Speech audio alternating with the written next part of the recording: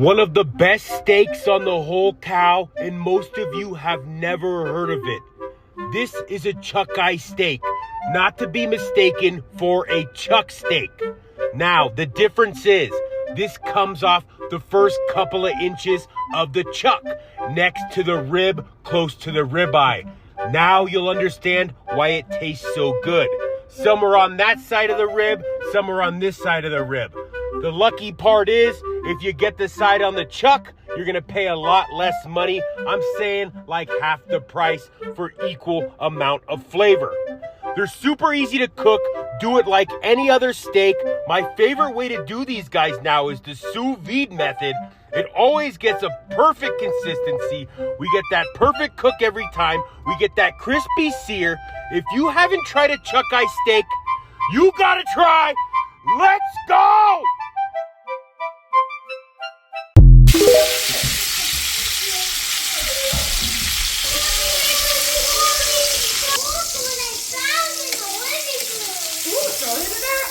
Throw it down the stairs.